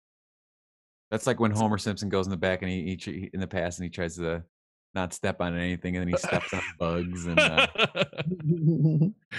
pretty good. That's an old Ray Bradbury story. Oh man, that's what Simpsons are. They're a bunch of recycled classic stories. Ray Bradbury wrote this short story about a time travel company, and they went back to watch. You could go back and watch dinosaurs, and they had these floating platforms that you're supposed to stay on so you don't interact with the environment. And the dude slipped and killed a bug. When he got back, everything was different. Like the language was different. It fucked him up. Man, this is for Suzanne. I don't know a lot about that whole vampire stuff. Like, I mean, I know it's a thing. It's a thing, man. The ether. And speaking of that, dude, I got fucking smoked in our last D&D session. Yeah, dude, half of our dead. Dude, half of us died, but we made it out. Yeah, well, half made it Hey, out. by the way, those recaps are awesome. Good job. Oh yeah, you like that? You listen? Thanks. Yeah, dude, Justin does amazing work doing those recaps, man. Yeah. Highly produced Dungeons and Dragons recaps. Yeah, if you guys check out our feed on your podcatchers, you'll hear like an hour's worth of just insanity. Yeah, but that's what we've been doing for like a year and a half. Monday nights. Then you so one more. The Fermi paradox can be adapted for time travel in the phrase, if time travel were possible, we're all visitors from the future. Answers vary. So from time travel not being possible to possibilities that visitors from the future cannot reach any arbitrary point in the past, or that they disguise themselves to avoid detection. I've heard of that too. But so absence of time traveler. So they can't go back? Yeah, dude, I don't think time travel's real. I think it's fun. Yeah. But I don't We're see it doing it ever right being now. possible. Or yeah, We're doing it right now. we are Yeah. doing it right now. We're traveling through time. I don't think any We are huge breathing time machines. Yes. Yeah, I think I Huge- just breathed a little bit of some air that Shakespeare. breathed. Yeah, the only thing that exists is the present, and the rest is just a figment of our conscience. The past, the future, it's all Right? potential. The future's not real, No, the future isn't real. but people believe it is. Like they think they're going to go to Mars and shit. They're not. Oh yeah, Do you remember a time where you didn't have to remember passwords? I don't remember them. I have them stored in a file, and a password manager handles it for me. Oh, Right. I used to use LastPass. just thinking about all these passwords I got floating in my head, and I just get sick of them. man, too many passwords. Too many. Make a cipher here. Yeah, some of mine are 32 characters long. Whoa.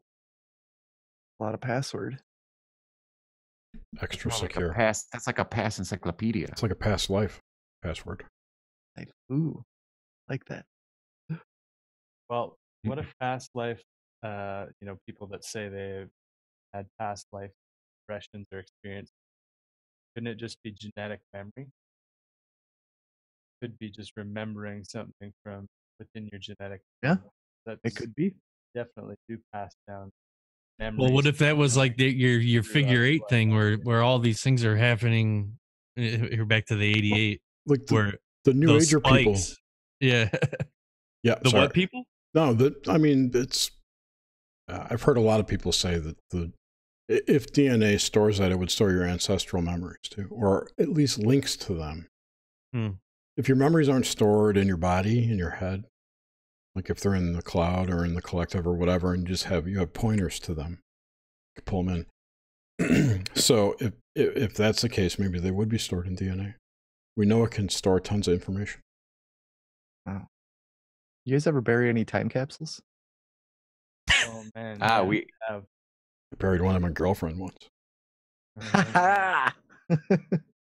we had a bachelor party for one of my friends, and we were at some campsite, and we buried one and put all kinds of goofy stuff in there, like soap and a little bit of wine, and someone might have put a pube in there, and some other That's nasty.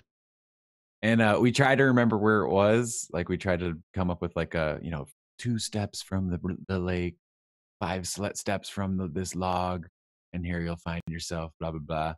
And we like duct taped it. It was in like a Maxwell House coffee can. We duct taped it, and we've never gone back. Some future civilization is going to find that and clone your buddy from pubes. Yeah. That's what's going to happen. Do you remember that Jackass? Pubes in the soap. Do you remember the Jackass show when they tricked the one dude to put the pubes on his face and act like a terrorist? Funny. What a great show. That's why my generation's a bunch of degenerates. CKY, did you ever watch that? Oh, dude, CKY was amazing. Yeah, that was Definitely. great. Grew up on CKY. Wait, So good. what's CKY? I never heard of that. CKY is pre-Jackass. It was like kind of what originated them. It was the band CKY. Can't and it kill had- yourself. And yeah. But dude, it was like the original Jackass. There was 2 movies, CKY 2K and CKY. Did they do They're- paper cuts between their toes too? Nah, they did a lot of fucked up stuff though. That's where the whole like putting your friends in shopping carts and fucking slamming them and shit. Like that's into the bushes. which kind of funny because Bam Margera was on Cumtown this last week, and he's just he's so wrecked. Like he's just his brain is just dude. He's He's like caveman now. One of those guys died too. Yeah. Ryan Dunn. Yeah, Ryan Dunn. Yeah. Was he the big fat guy? I don't think he was fat. He was husky. He was the husky. Who was bunch. the big fat dude? Preston. It was Preston. Oh yeah. The dude, remember when somebody hooked up his ass to a mask and he had like nachos. Yes, the gas mask part. It was Steve-O and he puked in the mask. It was funny. Yeah. Oh man. Yeah. Crazy times. That was before there was YouTube. Like those were the original YouTube videos, just doing stupid shit, recording it. Now we watch people getting triggered on YouTube. It's great. Mm-hmm. Yeah. Yeah, what happened, man? I could just remember anything. You did. Your fucking generation, man. Nah. But that's what I don't understand, man. It's like we didn't give a fuck about anything. We were ridiculous. That's I don't get where this whole other there's like a split in it. Like there's half of it it doesn't understand what's going on, and there's another half that's just crazy. Yeah, like you guys, the way I see it is there was the Gen Xers or whatever we're called, and then the millennials, and now whatever it is, the Gen Z. You guys are like the bridge between the stupidity there. We got a decent education. You guys got a subpar education, and they got a shit one. So you know what I mean? It's like you guys are in the middle. Dude, I had a terrible education because I didn't pay attention in school at all. So, there was no further learning for me. It was just struggling to get out of high school in 4.5 years. Only geeks and nerds pay attention. Yeah, dude, school was not my strong point. It's funny. I've never written an essay. Neither have I. I always Googled everything. But that's what was awesome about my generation because we grew up when the teachers and shit didn't know about the internet really. So I was still able to go online and just copy entire things off the internet, just completely plagiarize everything, and it'd be totally fine. Like I had to do nothing. I had to do no studying. I didn't do any homework either. No, dude. And I missed 42 out of 108 days last year. And we still all got out of school. That's hilarious. Yeah, we made it out fine. Still functioning adult. I did have to repeat parts of my junior year, but Did you used to have dreams about taking tests? no, I never did. Dewey I still have Decimal dreams- System. I I still have have dreams dreams about about killing hookers and stuff. Lord have mercy. I still have dreams about taking like final exams and where I'm in a college course and Oh, that's the whole year I skipped class and then I'm like, why didn't I go to that class all year? And now there's this final exam and I gotta like the teacher's gonna be so pissed off at me. If you only had a time machine. Yeah, if I only had time machine to go back to the first semester. But yeah, it's a terrible feeling dream where it's like, the teacher's gonna be mad at me. I don't know why I skipped this like math calculus college course for so long, and now it's down to the wire, and I got to make motherfucker. make some magic happen. Yeah, I never had anxiety about school. So I'm stopped. sorry, Felix. That sucks. It's not a good one. I just kind of skated by. Got my diploma. I'm They finding just gave my kid they all have tablets now. Oh, your kids are all connected. Well, they're giving it like a test run.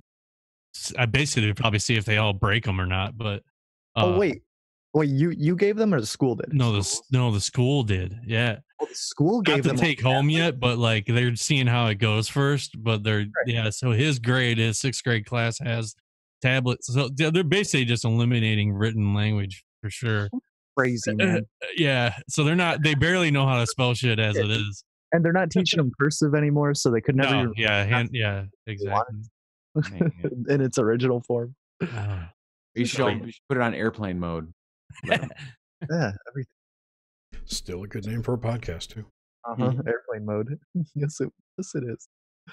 Oh, speaking of, did you, James? Didn't you get your brand new iPhone 10X Plus? I do have it. I have the new iPhone, and it's fine. I don't know. I mean, is it improving your life or unimproving? It's less slower. Yeah, it's fine. I mean, the camera and stuff on it's way better. I mean, for whatever, if you like that kind of stuff. Do any of you guys use that like Google Calendar stuff ever? No. Like the personal assistant stuff. Every day. Calendar I use. I started and then couldn't keep it up. I have a big calendar in the back, and I used to make my own calendars. I'd write them on the wall. Yeah. Yeah. My calendar's huge. But yeah, I mean, so far so good. It runs good. I need to get like a case and everything for it. Yeah, man, you're living risky right now. I know. Raw dog phone. Yeah. It's gonna break. That's all I need. Yeah. Whoa. Jesus. So American Gods started back up, guys. That's pretty sweet. Great show. I haven't started the new one yet. Me neither. I almost want to go back and watch the first season. It's been so long since I watched. That's what I'm thinking about. I read the book and watched it, so I don't need to do any of that. Does it go along with the book pretty good? Yeah. I remember the one scene. I think I told you guys about this. The gin scene was really good. Like the way it was written was really good, and then the gin scene where the taxi drivers have like that little affair or whatever. That was like spot on, and it like really like. I remember that being a part in the book that really just like pulled me in, and I'm like, this is bizarre how this guy like the gin tricked the guy and like seduced him. It was it was written really well. He didn't seem to mind. Yeah. You think gins have big dicks? Oh, definitely. That's what it was implying. Totally. I don't know. I think they're fiery. They shoot fiery cum, like in his eyes. Maybe. If you gave a gin a facial, would his eyes go out? Oh, that's a question. Those flame eyes? I mean, you have to put them out somehow. Right. Best way would be to shoot cum in his eyes. Really. That'd be my guess. That's like if any fire, really. If I was at work and a fire broke out, I'd just start jerking off and try to put it out. Just have a big circle jerk to get out of the fire. Yeah. Quick, just start jerking off on this fire. Get Jane. She's a squirter. Oh, man. Jane, flicking that bean all day. Oh, jeez. Have you guys ever heard of these perpetual calendars? No. It's just a calendar that you basically kind of shift the box around the numbers, so it has pretty much all the numbers in like a weird arrangement where you can just shift the calendar from month to month, and inside the square will show up like the right amount of days for the month. You'd have to see it to kind of know what I'm saying, but it has all the numbers, and then on the edges of it has like different numbers that once you shift the calendar, at least the frame on it, you can get like a cool like acrylic one where it has the numbers. Then you can like maybe some wood, and you could shift the calendar to the month, and you don't have to like flip pages, and you can just use this calendar from year to year. Interesting. Know about that. Calendars. Fuck calendars. Let's talk about Flacca. Dude, we gotta play that. Oh my god. If I can't play it. There's no audio. It's just video. Yeah, there is. I was just watching the video then. But yeah, dude, Flacca, these people it's like a zombie drug. I mean, I'm pretty sure it's like a couple of years old. James linked this thing. I just came across it again. And, it's some crazy hallucinogenic type bath salt thing or something. It makes people nuts. Like they're like throwing themselves through glass. That's scary. Zombie drug, Flacca. Yeah, dude, they were. I don't. Apparently, like most epidemics of drugs, they're mainly in Florida. But It's basically it's like bath salts, but worse. Flakka or gravel is the synthetic stimulant alpha PVP, a more potent form of the drug known as bath salts, and is highly addictive. Its small, clear pink crystals can be snorted, smoked, injected, or eaten. So you can do anything with it, and it'll just turn you crazy. What about what? Hooped. Hooped? What's hooped? Suppository. This sounds like a new. Up your ass. Oh, okay. Yeah, I'm sure you could. I was like, man, this is like a new form of drug taking that I've never heard of. Hooped. Suppositories. it's a new movie coming out, Hooper. Yeah. K-Dog says it makes you eat feces. It's a time travel movie. Oh, dude, these people were eating like flesh eaters too. Like, Yeah, dude, they're eating faces. dude, They they're were like zombie freaks, man. How about that one dude in a parking garage? He's like in a full-blown sprint, and then he just dives headfirst into the back of this SUV. That minivan, dude? Yeah. Like right through the glass. Bam. Gets up like, dude, these people are crazy. Then did you see what happened? Like that person backs out. The dude gets up and jumps on their hood, and the car goes taking off and wings the guy off the car and shit. It's honestly like some 20 days later shit. Like it's crazy. yeah. I mean, and there's this person after person just winging themselves in the car. Like it's like holy crap. Are they coherent or just? Yeah. Oh, I mean, I don't even know, man. Their nuts. eyes are glossed. They're just they're gonzo, but like yeah, they're flying around like maniacs, dude. Like, or some are, I don't know, some were sitting in. Now, what's the point of a drug like that? Like, do they introduce that to perform some kind of experiment on the people? Like, who makes that? Who puts that out there? Why does that exist? Oh man, I don't know. Trials, man. Testing. Yeah. Testing. You got to watch out for it on shopping carts. Right, but it's like all these drugs, like that K2 shit, bath salts. It's like, what the fuck? Like, dude, I mean, bath salts kind of took off around me. Like when they first came off, there was people like people I knew that were doing them and shit. No And way. it was what the fuck? Yeah, dude, it's crazy. This one dude, he got thrown in jail and like he was like climbing the walls and like eating his shit in the jail cell and stuff. Like he was going crazy. Okay, dude, I don't even know why anybody like that. Just I think here's the thing. Like there was this appeal, like I feel like 5 or 6 years ago, to these synthetic drugs because you could pass drug tests still. Like if you had to pass a drug test, smoke some synthetic weeds or do these fake drugs because they don't show up on drug tests, and it's just making people fucking insane. I don't know, man. You guys remember the Adam Sandler comedy album where the guy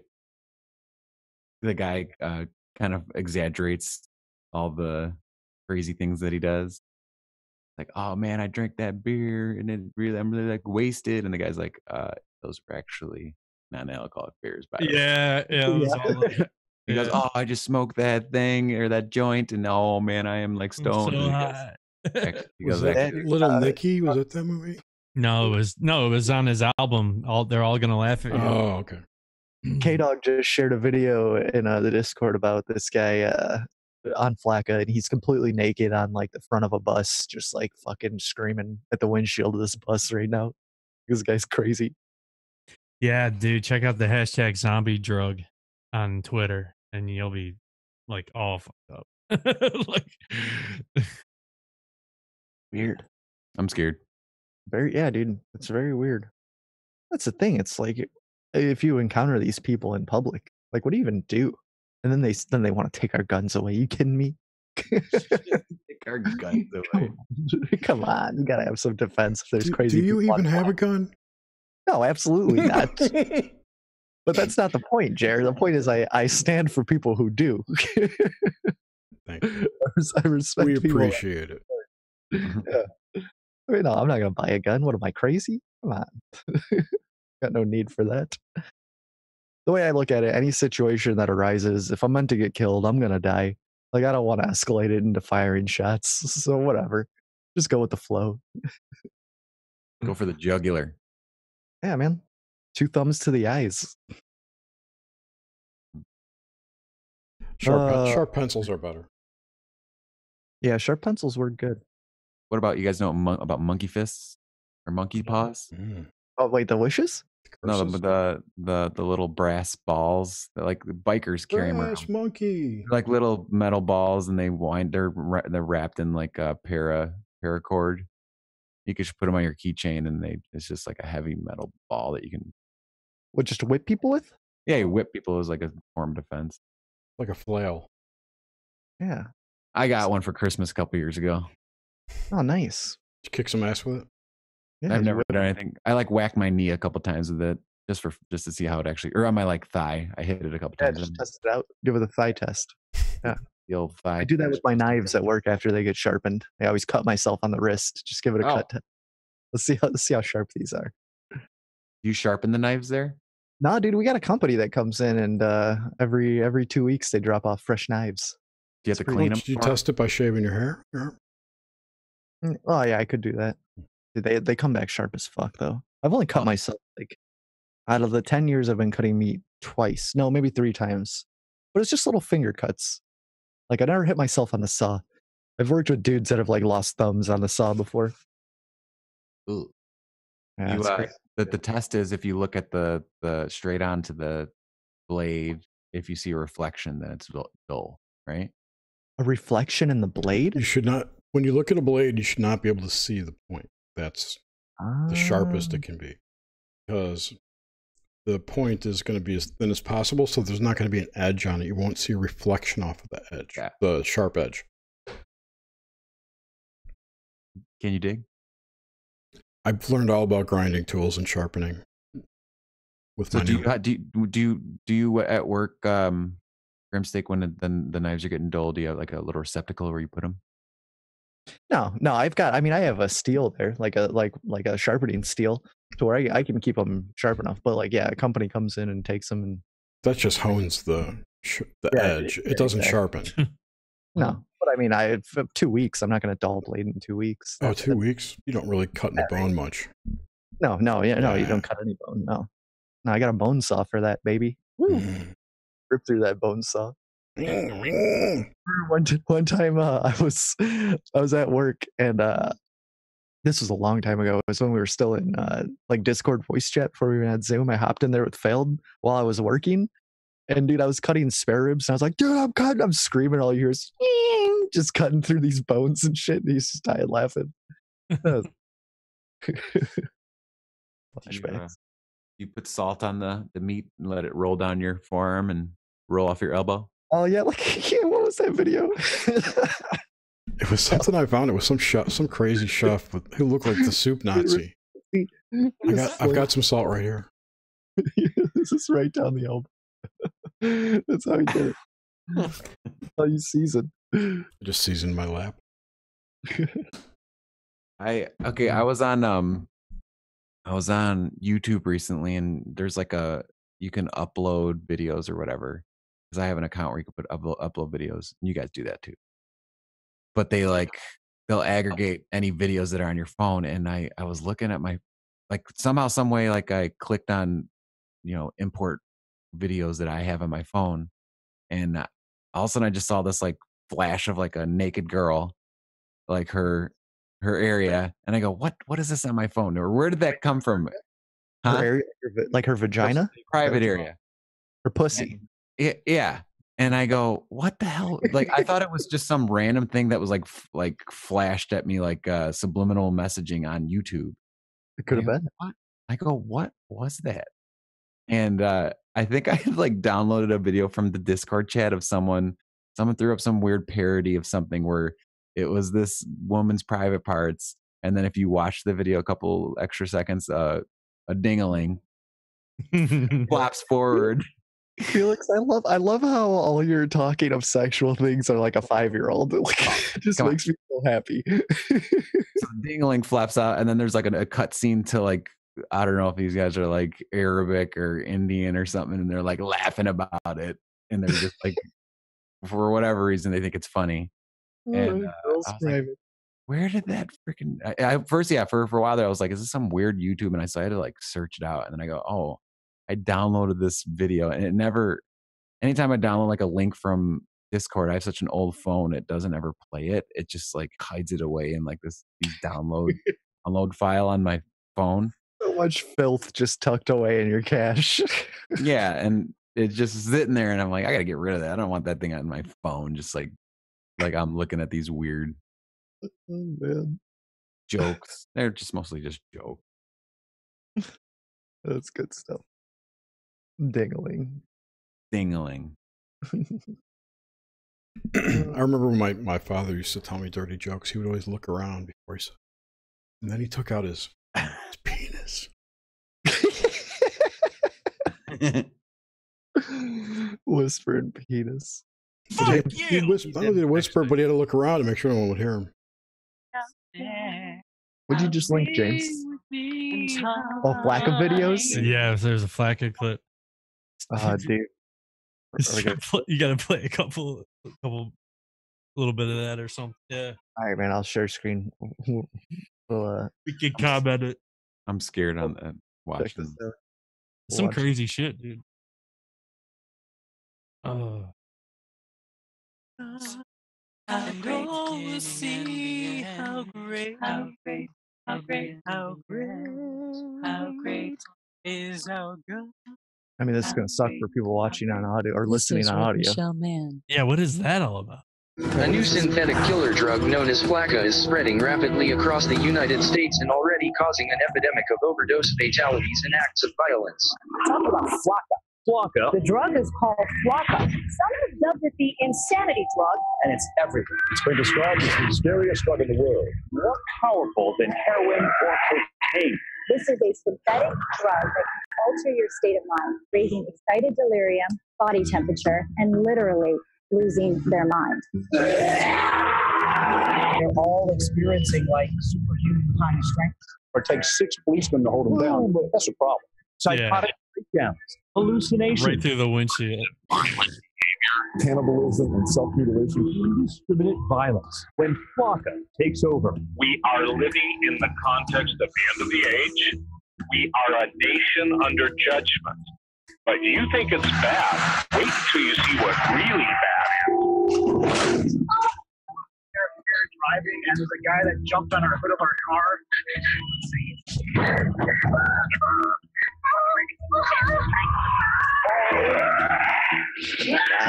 It's so messed up. California and Florida, especially the gateway to demonic possession. Okay, Yeah. that's see about that. Demonic possession. Sounds like I mean, they are like demons. Everything's demons. Maybe it just opens up the demon realm. It opens up the neural pathways to demonic entities. Flacca. That's scary. What have you guys been eating for breakfast? Flacca. Flacca and bacon. Until about 11 o'clock. Don't do breakfast. Breakfast is bad news. You don't need to eat breakfast. Most important part of your...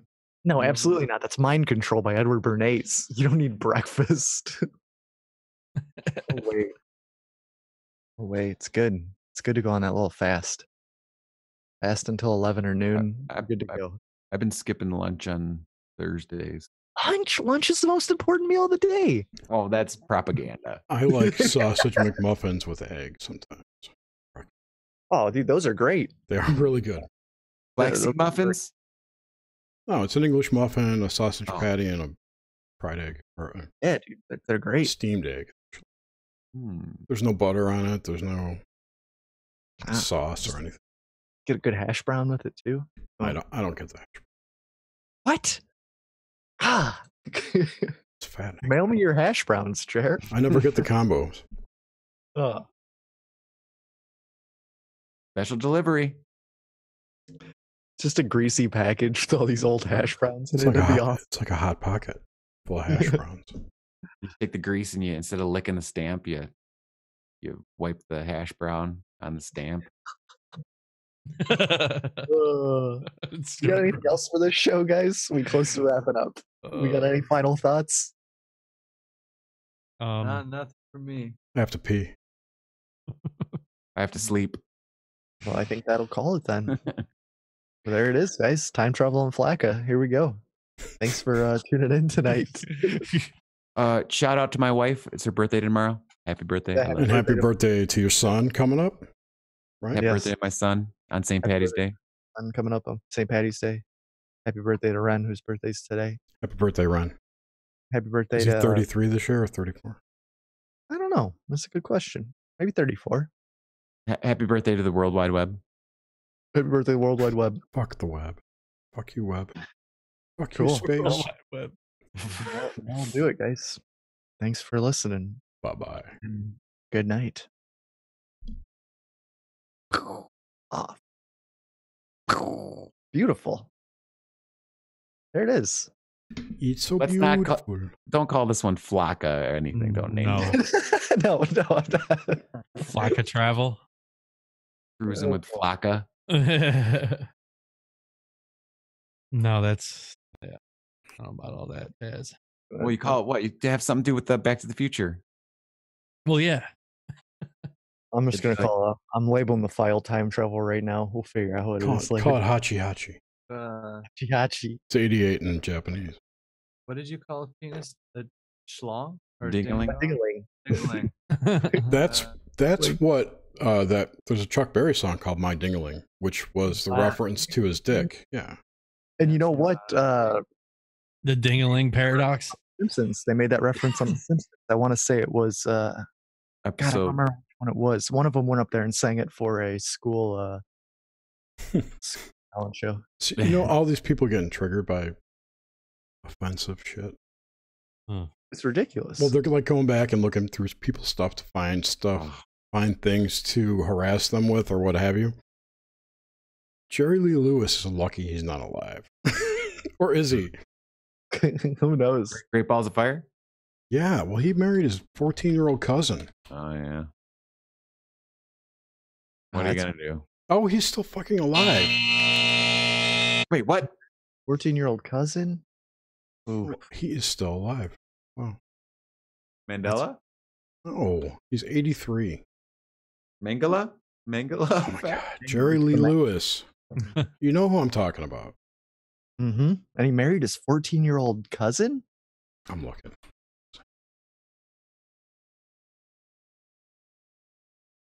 Here. She was his first cousin once removed. 13 years old. She was 13 and they lied to the press and told her that she was 15. She was 15. He was 22 at the time. That's nasty. I don't know. There's so much good stuff to get triggered and upset about. They're picking on bullshit stuff. Joke. Yeah, dude. Like picking on Tucker Carlson making some comments back on Media Matters. Like, yeah. Oh, well, Media Matters is whatever. That's all they do is take down people. That's their thing. Like you were just saying, going back and looking for anything possible. Well, Media Matters is a left-wing, Democratic, whatever, propaganda machine. So, yeah. Well, that was back when Tucker was on MSNBC also. Right, I know. He was. It's just they all just jump ship. It's two sides of the same sword. Yeah. The double-sided point. I made a new bowl tonight. Ah, nice. Ooh, I didn't see it. Oh, you put some herbs in there or something? That's nice. Some potpourri? Paper clips. Potpourri be good. I taped it. I filmed it. I'm Nice. working on the video right now. Well, the whole show I have been. Yeah, I was wondering why you weren't paying attention. I was paying attention.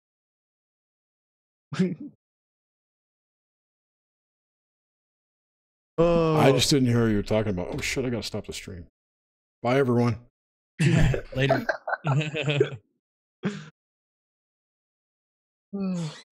Stop OBS.